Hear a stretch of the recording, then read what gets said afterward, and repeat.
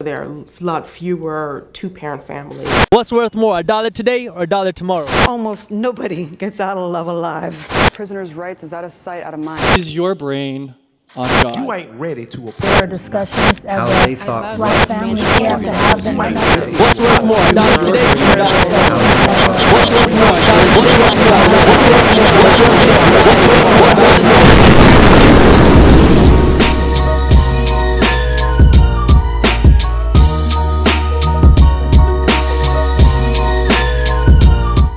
Welcome, folks, to your Reality Gurus, the show where we take a commonsensical approach to issues through complex conversation. I'm your host, G. Clee, and we got a serious situation to discuss today.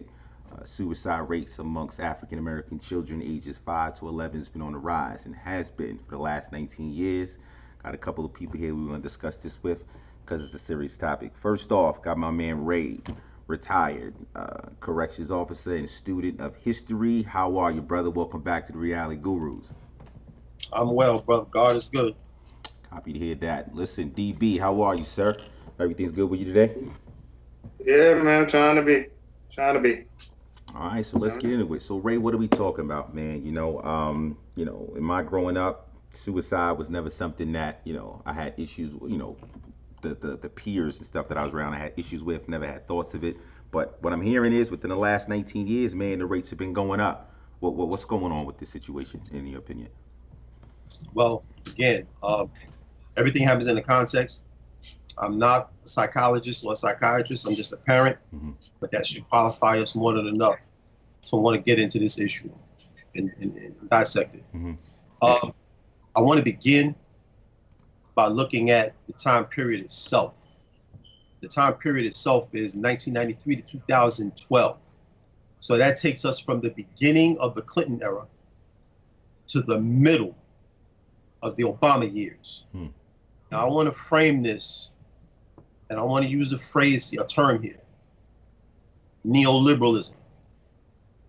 What is neoliberalism? Neoliberalism is basically it's an attitude. It's an attitude among government elites. What does this attitude say? Let me just give you a simple example. You're walking down the street, someone walks up to you, breaks your leg, robs you. Another person comes along, stabs you. Okay? Another person comes along, takes the keys to your house, goes inside your house, takes everything from what's in your house and beats everyone up in your house. And then because the door is open, other criminals come in and they continue to rob you. Is that clear? Okay. Now, here's what neoliberalism says. Neoliberalism is a bystander who comes along, sees you on the ground and says, well, maybe if you try harder, this wouldn't happen to you. Maybe if you would pull your pants up, you wouldn't be in that situation. Maybe if we turn your schools from public to charter, that'll fix everything. You understand? This is what neoliberalism does.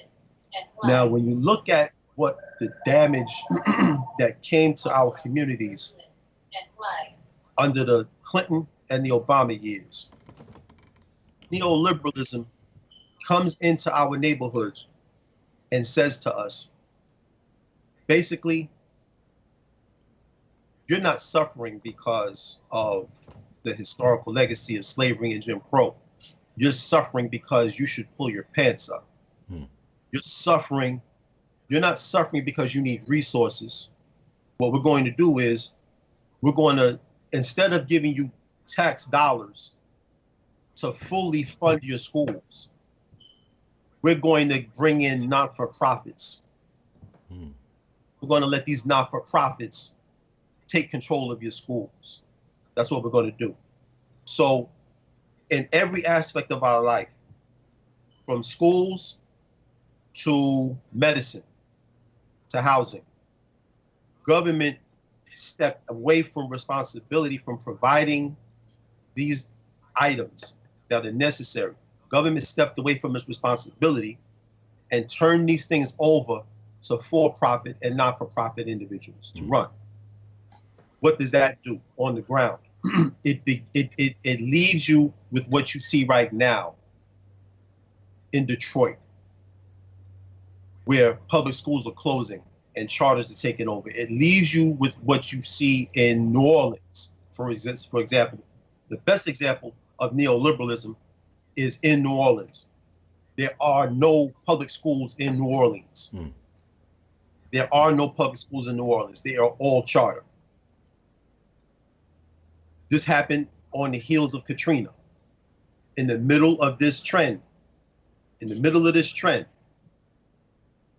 Katrina comes in, and like magic, after Katrina and the aftermath, all of the schools in New Orleans are turned into charters.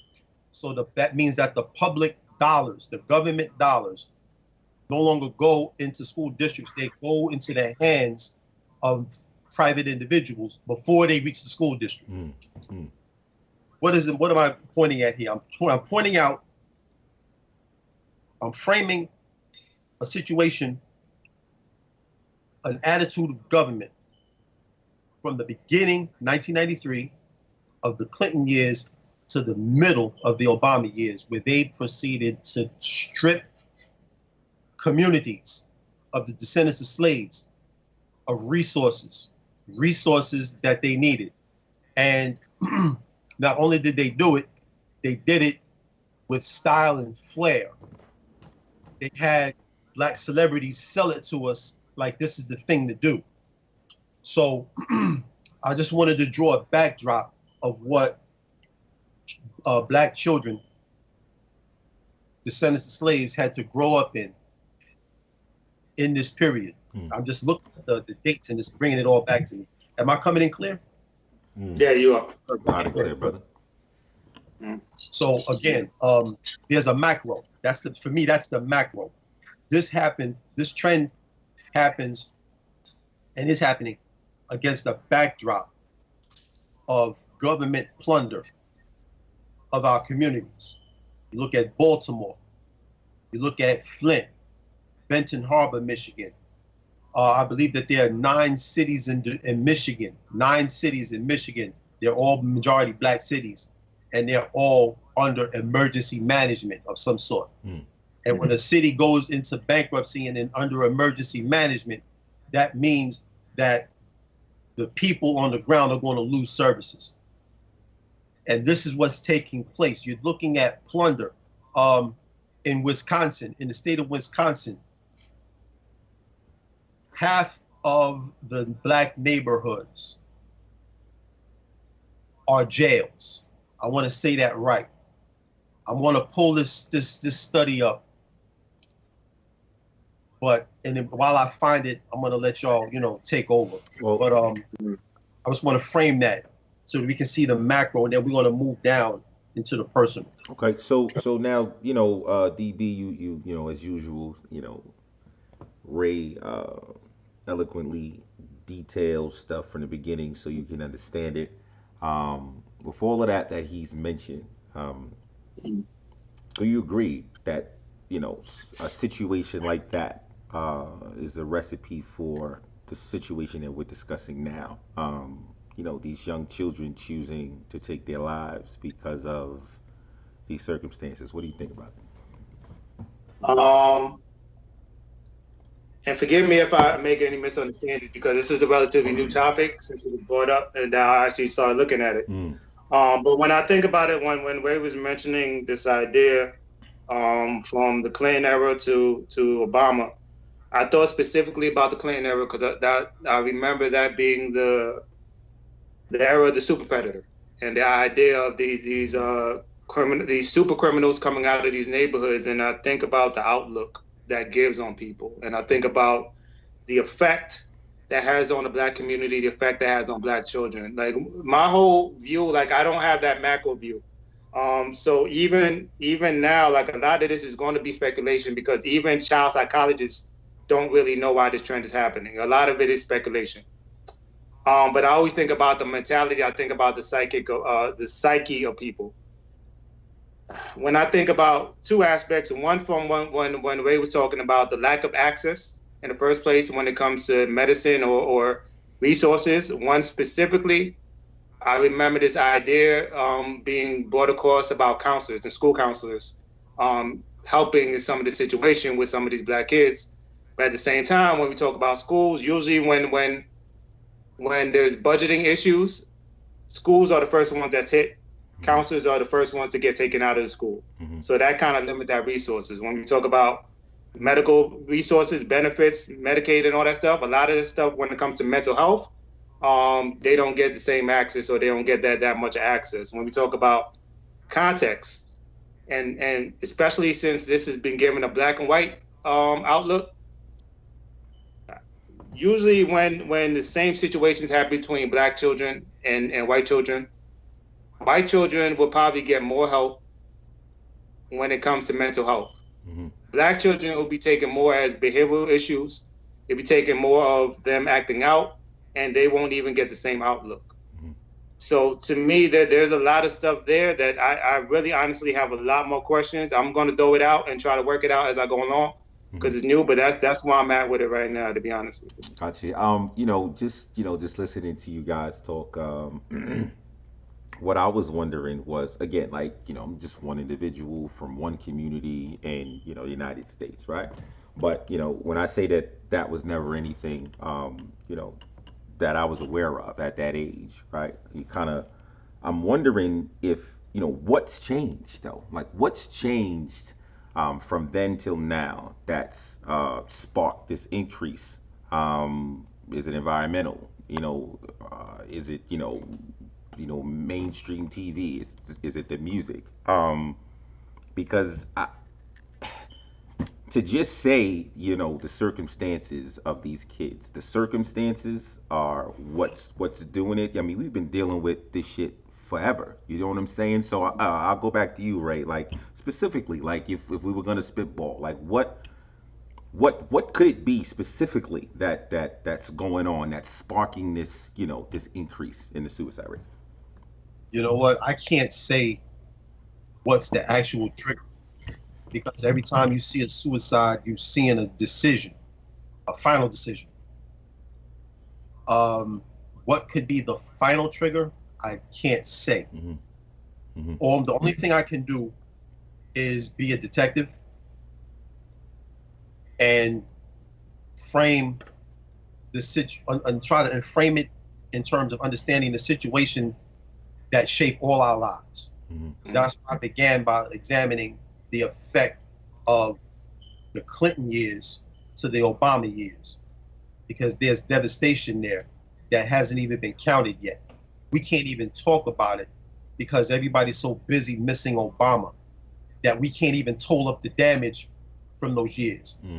So now we haven't even told up the damage from the Obama years, and now we're in the middle of the Trump years. That hasn't even been registered yet. Right. So I think about what is exactly to pinpoint it.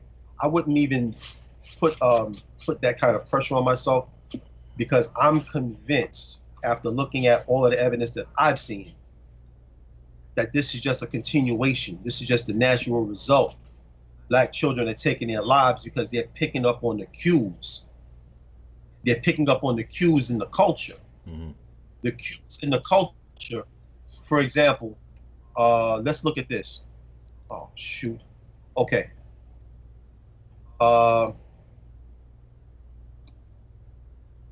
There's a Washington Post article, June 27, 2017. Quote, study, Black girls are viewed as less innocent than white girls. Black girls are viewed as less innocent than white girls. Have to understand that. Now, there's also the idea here that it's not an idea. From NPR, I'm giving you the website, NPR, February 13, 2015. Another study, Black girls are being pushed out of school.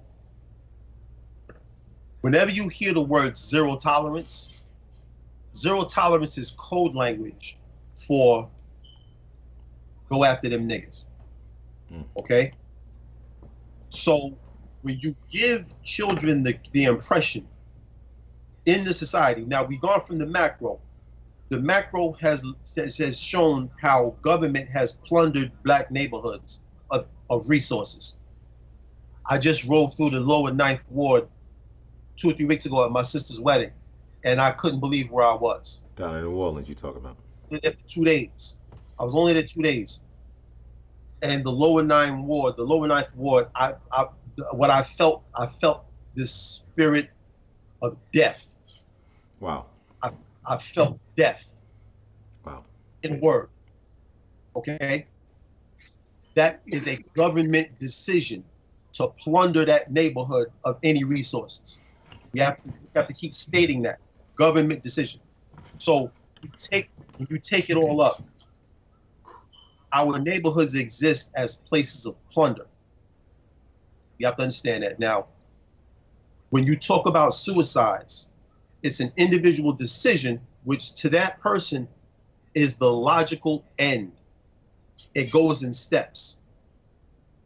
It goes in steps. And like Dane just talked about the super predator. Now, I want to continue that thought because it's interesting to me how right now the Democrats are busy defending the MS-13 gang. Donald Trump called them animals. You're going to get hate mail from this. But Donald Trump is right. They are animals. Wow. They are animals. Now, you don't like it, email me personally. Don't blame it on Greg. Give him You heard it, folks. My man Ray said it. He's right. They are animals. Because I hear about what they're doing on Nassau County. I hear about what they're doing in Nassau County. And they are animals. Now, not only are they animals, Dane just mentioned some important language from the 90s. In the 90s, we were termed super predators. Before that, we were called wolf packs. So hold it now. From the 80s into the 90s, now there's a change of heart. The Democrat Party now has a change of heart. Now, the Democrats went from calling us super predators. Now, MS-13 is here. Oh, they're different. They're going to be treated like human beings. They have souls. We didn't have souls. We didn't have souls. What happened there? Okay? So, when you look at the cues that you pick up, you pick up the cue that you don't matter, that you're not important. Let's go back to the macro. Suicides in context. Right now, the Democratic Party is busy saving immigrants. Right now, they're at the border, basically having a political riot over the status of people who haven't sacrificed, suffered, or contributed anything in the way that we have in this country. But they're busy defending their position in a country that they weren't even born here. Now, not saying that makes them less than us, but what I'm saying, I'm talking about investment here. Okay? Now, if they're busy, there's another article here from the National Academy of Pediatrics. The National Academy of Pediatrics. What they did was, when they looked at the effect of child separation at the border, they looked at the effect of it on children. And this woman from the National Academy of Pediatrics, her name is Carol. I'm going to pull it up right now. Her name. Go ahead. In the meantime, just wanted to, check back to DV real quick because you mentioned the. I wanna. touch a little more on, you know, the healthcare aspect of it, where if, you know, children are going through, you know, some mental health issues or, you know, depression or whatever it is, you know, what's going on in the environment is really taxing on them mentally. You mentioned about not having the access to the healthcare, like, you know, psychiatrists or psychologists or whatever. Hasn't that always been an issue though? Hasn't that type of access always been an issue? So again, you know, to Well, piggyback. it's not just that though. It's not just that. I think some of it on the outlook as maybe a parent is, or even, you know, if you go to, if we talk about schools, like if a teacher sees something within a black kid, which could be the same acting out in a white kid, it might be viewed as different. Mm-hmm. It might be seen as behavioral problems instead of this kid needs help. Mm-hmm. So a lot of that is the outlook too. It's not just the access. The access doesn't help not having access, even when it's able to recognize it, but it has to be recognized in the first place. Mm-hmm. But one thing that I do want to ask that I'm thinking about is because I'm thinking this idea of child separation, and you know the numbers start at the age 5, starts from like 5, 6, 7, and I wonder about that because the fact is, you know, these kids do go under the same stress, but at the same time, I'm wondering about the comprehension enough that pushes a 5-year-old to the point of taking their lives. So that kind of makes me wonder culturally what's going on where that's accepted. And you know, I mentioned before, like especially when I hear about the music now, especially from the younger kids, I hear a suicidal undertone to it. And I hear a lot of that, and I wonder what's the driving force enough to make a kid feel, especially at that very young age where they probably can't even fully express emotionally what they're going through, push themselves to that limit. Mm-hmm. Mm-hmm. So, you know. Yeah, I mean, man, this is just because I, you know, I have sons, you know, I have school age kids, you know, and you know, the one thing that I've been doing, you know, more recently, especially since after we first discussed about doing this, was I start to talk to him a little more, you know, ask him, you know, some more questions. I don't want to be really like kind of like intrusive, but you know, I want to know what's going on, you know, and I don't know. It's kind of difficult because we don't speak the same language. You know what I'm saying? So like some of these cues, these triggers, some of the things that, you know, experts may say are like symptoms, like, you know, stuff that may be concerning. You know, I'm starting to try to pick up on or trying to focus and look at that stuff. I'm not seeing anything, you know, thank God. But, you know, the awareness is, you know, what I can appreciate. You know, how do you feel about that? The awareness side of things. Just, you know, having these conversations a little bit more with our children because, again, this is not anything that I talked about, you know, growing up. How you feel about that? I mean, yeah, you know, you have to do everything you can. You have to continue to have those kind of conversations with your children. I mean, it's yeah, Right. that's first and foremost because you're front line. Right. As a parent, we're front line. You know, we have to watch these cues. And I saw something yesterday. I want to get back because I didn't have this pulled up. I should have been more organized, so No, forgive you're me for good, that. brother. Believe me. You know, listen. But Colleen Kraft, Dr. Colleen Kraft, she's from the American Academy of Pediatrics. Yesterday, I watched her live on CNN, and she was talking about the case of the babies being separated from their parents at the border. Now, I'm listening to her. Now, she talked about how the trauma from the separation is literally causing brain injury. Now, I want you to understand something. 2 things. My daughter just did a science fair project on how social pain is registered in the brain the same way physical pain is registered. Exact same locations in the brain are activated from social pain as physical pain. Okay? So brain injury is literally coming from social pain. They played a game to demonstrate the point where they had 3 people tossing a ball between themselves. Simple. On cue, 2 of the players decided to exclude the other and pass the ball back between themselves. The researchers managed to find through some scientific apparatus they had that person that was left out was experiencing social pain, and that was registering in the same regions of the brain as physical pain. Now, the conclusions of that experiment lead us, if you want to find it, I would say look on TED Talks. I got it from TED Talk. For the audience, look on TED Talk and you'll find the researcher. Gotcha. Now, You know, I've actually heard of studies like that. But that made me think of another study, and I'm wondering just to start digging in a micro a little bit. Some of the trauma that comes from like beatings and you know, a little bit more of the typical child rearing that we had as Black children coming up, and the violence behind it, and how that also traumatizes a kid. So I wonder, how much do you think that plays into some of what the kids are going through? well, I can't say, because what I was going toward is this here. Now, if social exclusion and social pain, that's just a game that they played using a ball, leaving one out.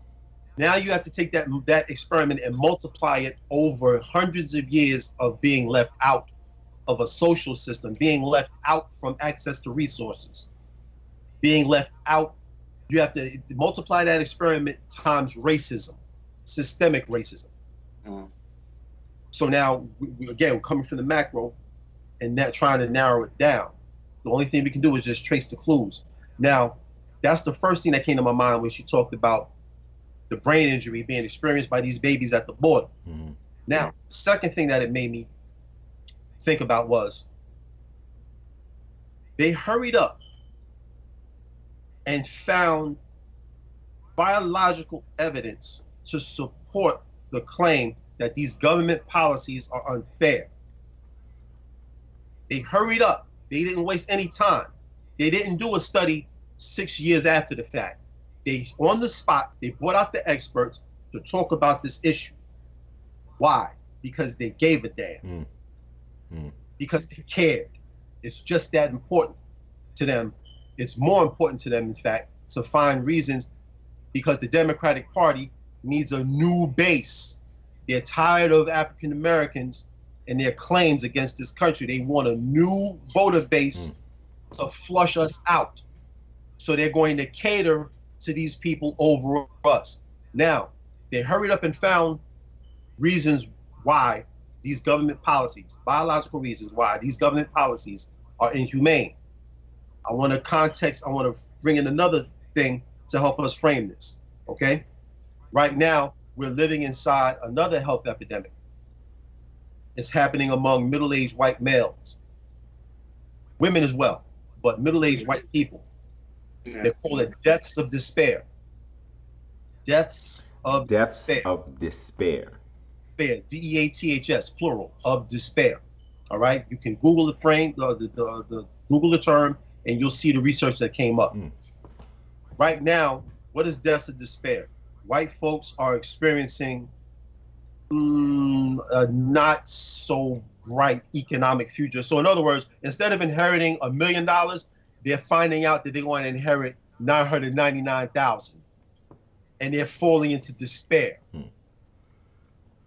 They can't take it. So the opioid crisis follows that, suicides, and liver poisoning from alcohol. Those are the three issues that are occasioning white deaths of despair: opioid abuse, liver poisoning from alcohol, and what did I just say? Suicides. Suicide, right. Now, what was the government response? They hurried up and brought out the researchers. Immediately, on the spot, government action all over the television. Governor Christie, governor this, governor that, mayor this, mayor that. If you're on opioids, come get help. It's a disease. It's not a crime. 30 years ago, crack was a crime, not a disease. Right. So here's my point. When government is ready to do what it wants, it does what it wants. Government is ready, or forces of government are ready to find solutions for these children on the border who haven't even entered the country yet. They're willing to put their resources behind finding solutions to solve the problem of white deaths. middle American, white deaths. They're willing to find those solutions. This is a case of now bringing it back into black children now.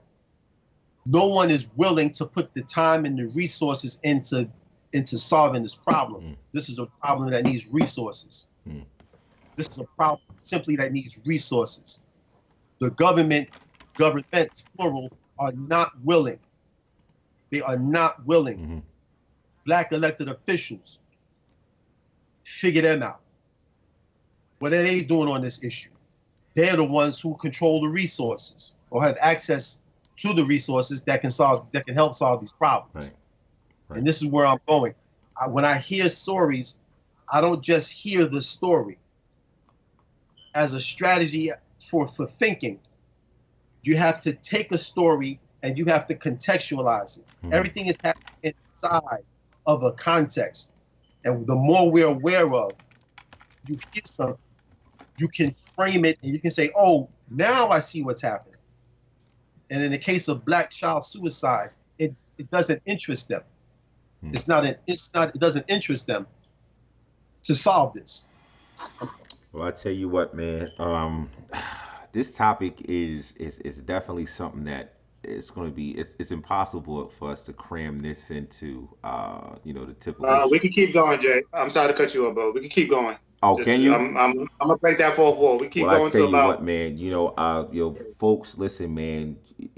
Listen, give DB a heads up because we got to give y'all some bonus coverage, man. This is a topic that definitely needs some time, and we're gonna get back into it. Go ahead, Ray. Finish up, man.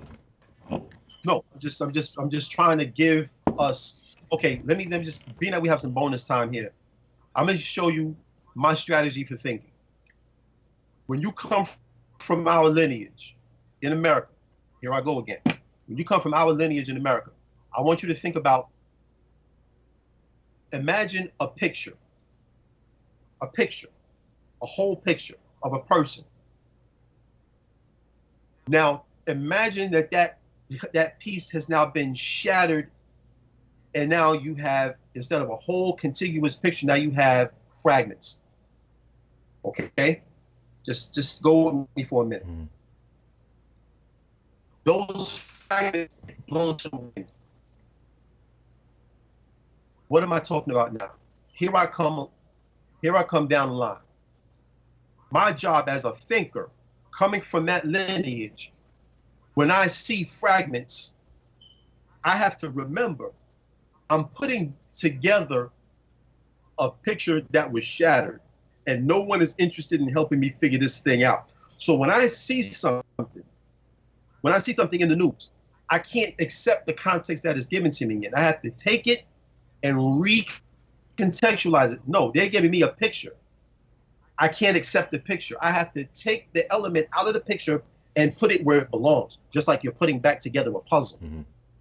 We don't have to understand, just having this skin color and coming out of this lineage in America, you have to be prepared to be critical thinkers.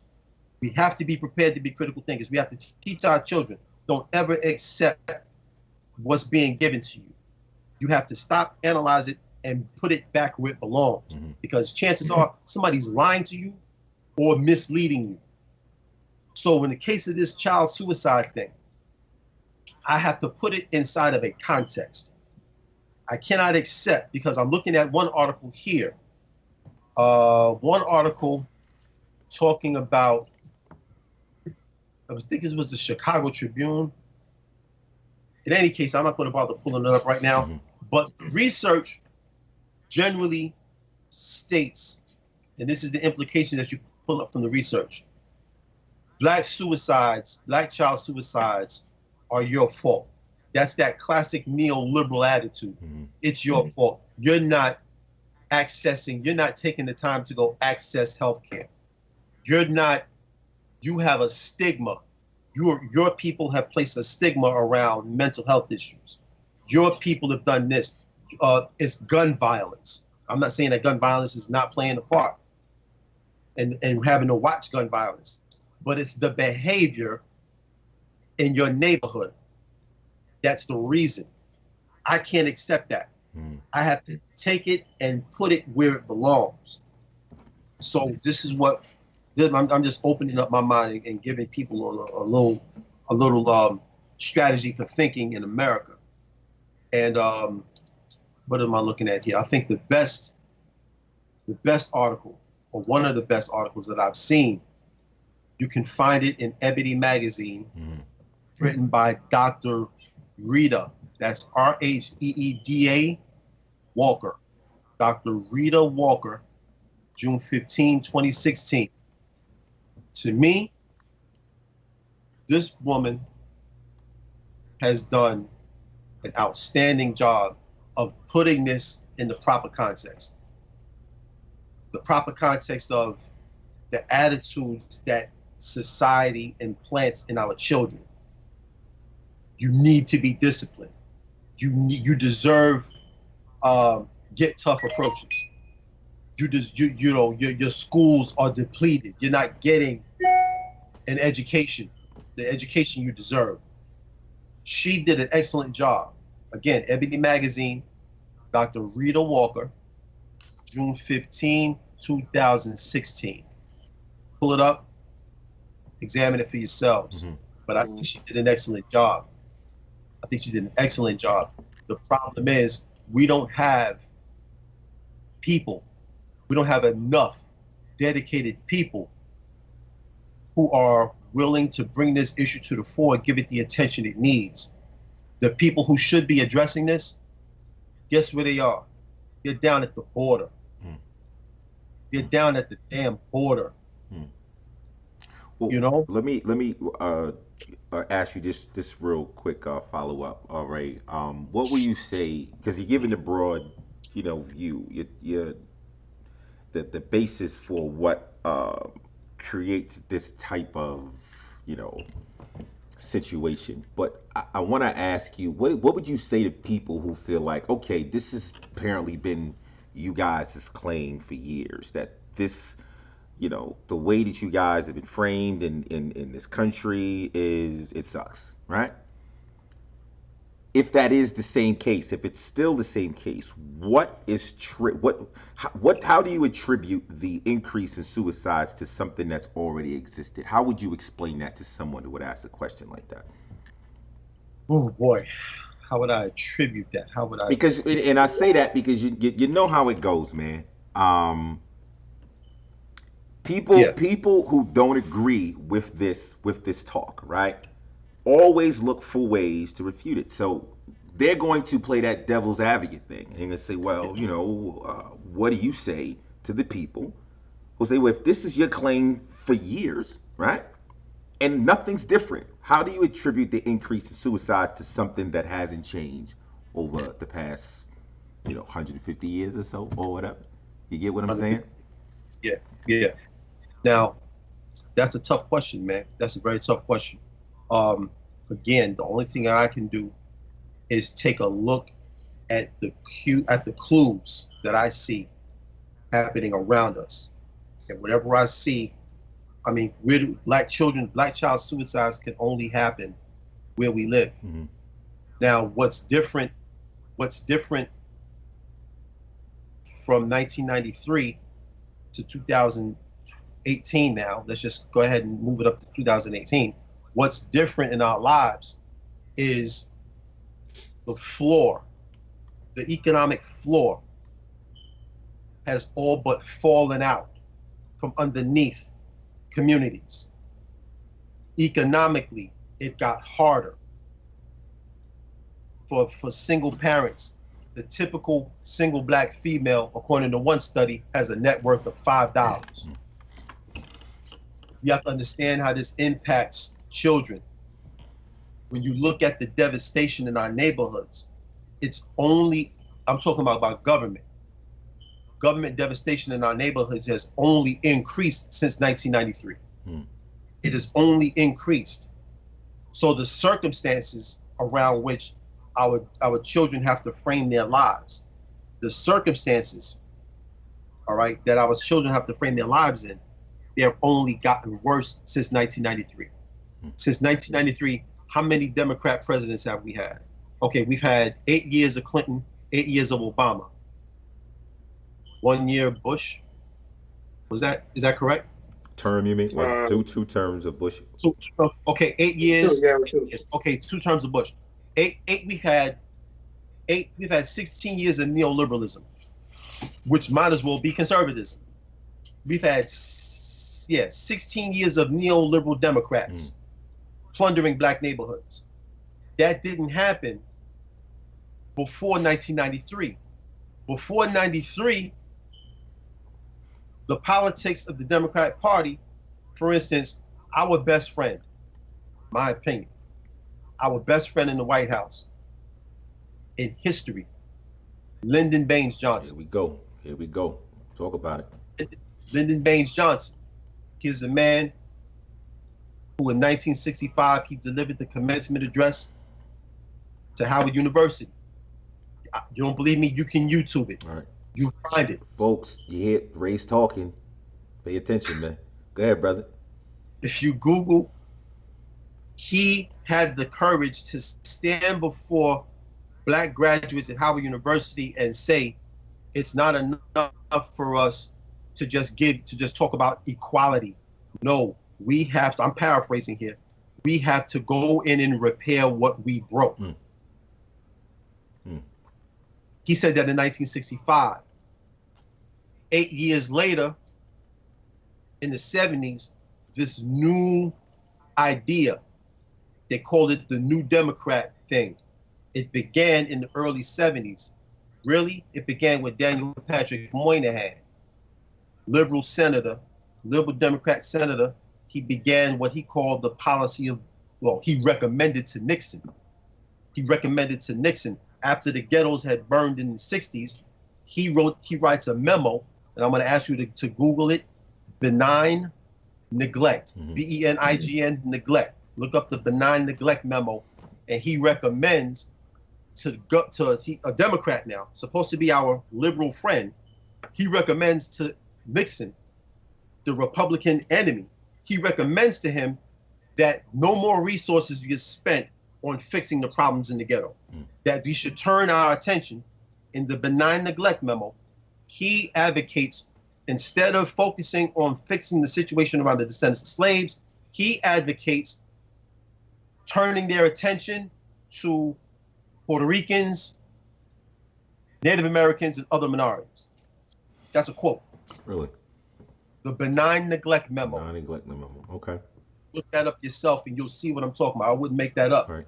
So that's when this whole shift began. That's when this whole shift began. So since Daniel Patrick Moynihan's recommendation, here comes Bill Clinton. He's the first Democrat to really put this in place. And gladly behind him follows Barack Obama. So bringing us up to date, the only thing I can say to answer your question, again, I'm looking at the frame that this thing happens in. It's like the miner's canary. Right. Everyone's heard about the miner's canary, right? Right. The test for. Right. The bird Our died. children, You ain't sending no that's people. it. Right. That's it. So our children are telling us that this environment is toxic. Our children are trying to remind us. So I'm not going to necessarily get into a debate with someone about, oh, you can't pinpoint this. I'm just going to take my child. I'm going to take our children, and I'm going to do what, I guess, not a physical. I'm doing like an autopsy, if you will. What killed them? You can't find it out. You can't get it out of them. A person who's been on suicide, you can't get it out of them while they're here. Right. After they're gone, you can do an examination of what killed them. Where did this child die? What neighborhood did he live in? What was his local circumstances? And when you look, you're going to find all of these issues come up in our children. They're the miner's canary, and we need to be focused. We need focus. I want to say that again. We need focus. We don't need to be running to the damn border, saving the Mexicans, man, saving the Guatemalans. That's not our problem right now. I'm not saying we can't be humans and have human concern, but when I wake up in the morning, I'm not thinking about what's going on at the border. I need politics that focuses its attention where it belongs. And to see these people, when I watched Elijah Cummings this morning, I'm just like, seriously, dude? Right. So DB, man, where you at with this right about now? Listening to, because I asked him about what would you say to someone who, makes the argument that, yeah, you've been talking this for years, same situation, nothing's changed. So how do you attribute an increase in the suicides to the same situation? And then, Ray explains what he explains. How you feel about that, man? What would be your take on that? I mean, I kind of feel like we haven't been saying it for years. When we talk specifically about suicide, that's kind of a conversation that's never really been had. One second. When I mean, I'm talking about the circumstances that the descendants of slaves. Yeah. Right. No, I agree. But for even with that, I think the outlook hasn't been there. Some of the first of all, when we talk about suicide, even though right now we're talking specifically Black kids, the rate of suicide has been risen all the way through from Black to white. Mm-hmm. That's one thing in itself that has to be investigated. Now, when we break it down to kids itself, even through some of the studies, it still says historically the rate, I guess, is still lower in some aspects of the Black community, but when we start breaking it down to children, especially these age groups, you start seeing that. Mm-hmm. To talk about circumstances and kind of disprove the evidence, I think is an unfair thing. I think when we talk about it, it's a matter of investigation, as Ray said, because that is something I think is probably harder to pinpoint. That is something that you can only take from what you see as evidence to do it.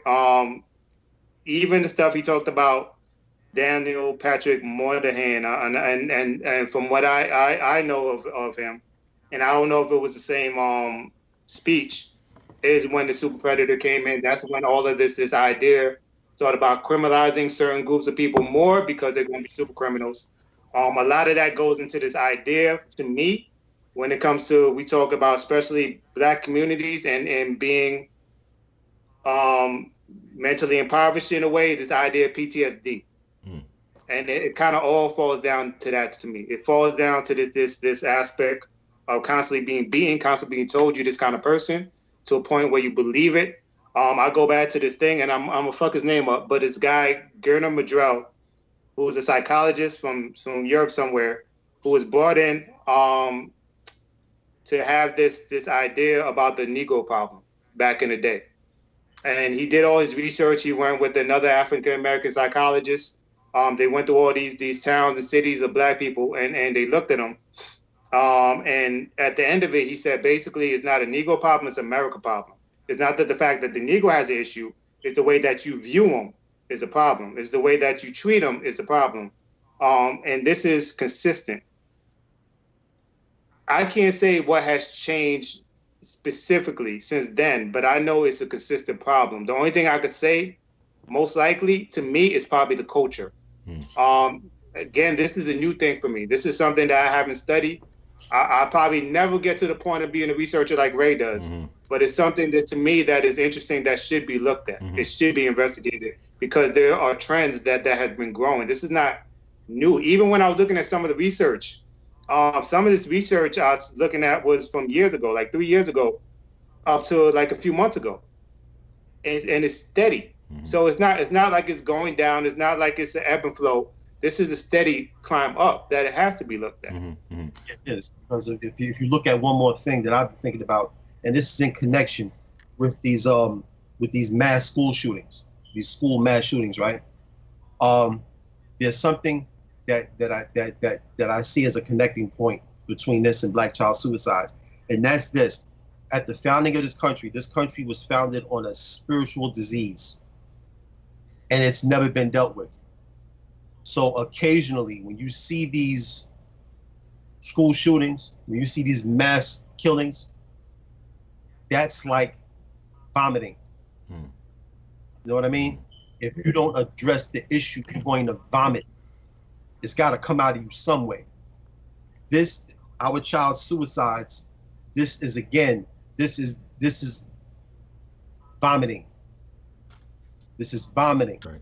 And I would add to that, because one of the things I remember, and correct me if I'm wrong, but when you get into the older ages, the trend changes. It becomes, I think, black kids are less than white kids commit suicide, but they're higher in the homicide rate. And I think that's part of the same coin. I think it's that part of that Yeah. same mentality that's built in it, where something might change just through age, just through when you get older. It comes out a different way. The idea of vomiting, like you said, like it's gonna come out one way or another.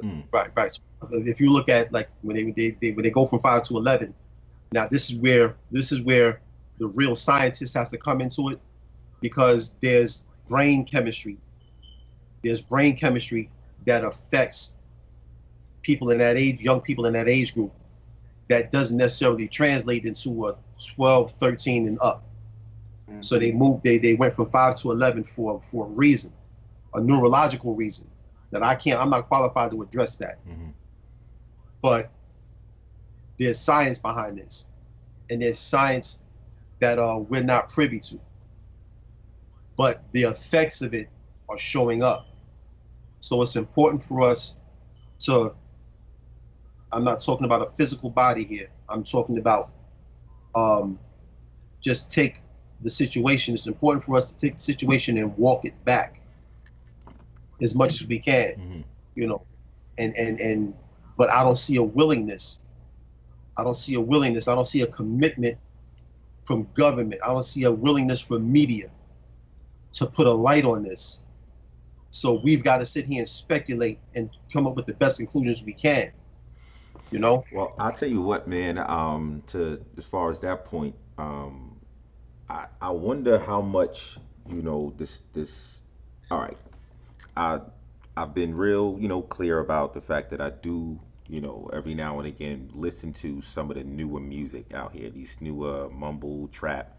And my thought behind it is, because I want to be involved with what, especially my sons are doing and kids their age. I want to know what the youth is up to. I want to be able to connect. So if this is what you're listening to, let me give it a shot. Let me see if I can understand the language you guys are speaking nowadays. But to go to your point, I'm wondering if, because they mentioned culture, I wonder if, with this new culture of, drugs, and even with these MCs or these rappers, I don't want to say glorifying, because it would be the same thing that, hip hoppers from like the 90s were. Like when they start talking about drugs and violence and stuff, they're saying you're glorifying it, when this is just basically what they're seeing in their environment. I want to know how much of, these kids that are out here, these MCs that are rhyming and they're mentioning suicide, taking their lives, and all my friends are dead, and like, I wonder,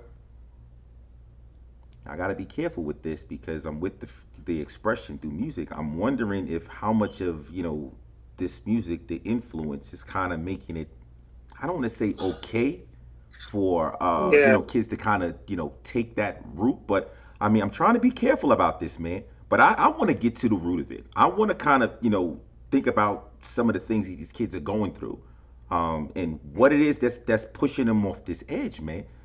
I'm wondering what y'all think, that maybe music, this influence, this new pill popping and talking about suicide and what do you think that that might I have mean, influence on listen, like most of the thing, only because I said I think about this a lot, and I do hear this, and I hear, like, especially the song you mentioned, people, even the bigger ones like Kendrick and all this stuff I mentioned, even people from our age, like Royce the 5'9" had mentioned suicide. Mm-hmm. I think part of it, and I'm not gonna say they're necessarily glorifying it.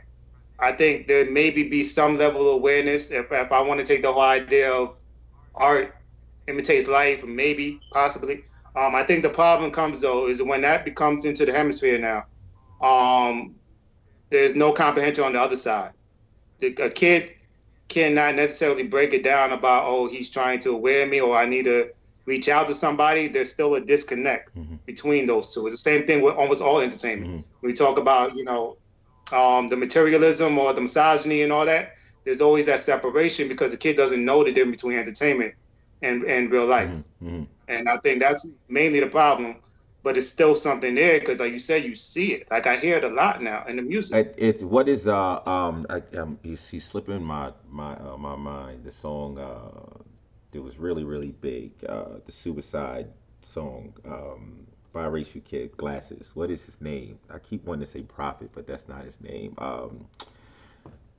Slipping my mind. Anyway, the thought I was going to get ready to go into was, what do you? Because I'm still talking about the people who may suggest that this is, not bullshit, but this is something not to be alarmed about. You talked about, the fact that nationwide, all, ethnic groups. You were saying that there's been an increase in suicide, right, Dana? I did hear that right. So, Yeah, yeah. Especially, I think like Ray mentioned, white women, especially. I think a lot of those lines are getting blurred. I think more women are having fatal suicides now than they used to. and now, but Well, specifically for like, for kids though, children. The reason in the age group, because what I was going to say was, what do you say to someone who says they're just attributing the increase to it's overall, it's an overall increase. All ethnic groups that have an increase in suicide. People could just say that's just the increase. What do you say about that? Like saying it's not something specific to environment or whatever, just an increase. And I hate to say it like this, like if the population increases, then obviously things like that would increase. You understand what I'm saying? It's an occurrence. All right. What do you say to somebody like that? This is just it's just natural, just a natural increase. What do you feel about that? I don't know if that's natural. I don't know if the fact is that we talk about mental health overall, that still doesn't seem natural to kill yourself, and especially when we go back to ages, because to me, honestly, the most part about it, it's bad all around. So let me not say that, but the fact that when you get into those very young ages, where life hasn't really even started for you, it has to be something else like that. I can understand. Okay, maybe older. Like I think a lot of that stuff, you go through certain issues. You might have a initial crisis right now that pushes you over the edge. But we're talking about little children that probably haven't even reached puberty, doesn't have that kind of access. That there has to be some kind of And it, internal issue there. and again, like what I'm just suggesting that these are things that it's going to happen, right? But we're talking about the fact that there's an increase, right? And I'm saying that an individual could make the argument that if there's an increase in suicides in all children in the United States, what makes the African American increase so alarming? That's what I'm saying. Yeah, Well, see, the thing about it is that there isn't an increase. Exactly, there's an exact opposite happening with young white boys, and the exact same, and there's an exact opposite reaction happening among young white girls. The charts. I sent you a picture of it. The charts. There's one line chart that shows black children's lines trending up at the same time white children's lines are trending down. Is it a coincidence that life got better statistically for white children? Life got better for them. Economically, come on. Life got better for them. And as far as hip hop is concerned, I come in this way. If it wasn't for hip hop, they'd have no voice. If it wasn't for, man, listen, my favorite freestyle, I keep, every now and then, I just turn on Meek Mill freestyling in the studio with Flex. I just watch. Got to. Listen. Got to. What he laid down, I was like, that's it. Right. That's it. Right. You know what I mean? You talk about being Meek Mill and multiply Meek times, I don't know how many million. You grow up in that skin in this country, you're the target. You're target. In other words, let me frame it this way. There is no one more vulnerable in this society than black children. You can go down the list of the rank of vulnerability if you want. You can see, you can rank us in terms of us as people of our color in this country. You can rank us, I think, after the most vulnerable is black children. They can't express themselves. They have no agency at all. Right on top of them, black women. Okay? Right on top of them is black women. Because, I don't know how you rank it, but the next most vulnerable, black women. Because you're talking about children, you're talking about being a child. this is the only way they obviously feel that they can have some control. Right. Right. Right. You know, or whatever. Now, we didn't even get into the real micro, the real personal circumstances. They vary. You have situations that I know of personally where children are growing up in homes where there's no stability, none whatsoever. Economic stability, financial, yes. But I'm talking about in relationship between their parents.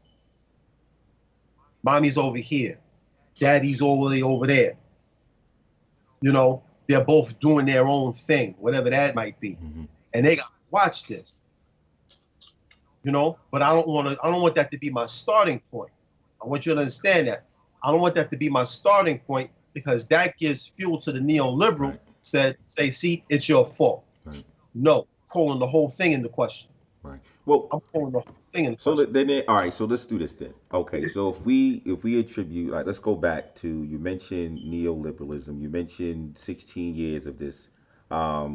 Let's talk about the laws put into play during the years that Clinton was in office. Right. So if you let's because you're talking about the families, what it is that these children are looking at. Let's talk about the households that didn't have fathers due to, we already know, right?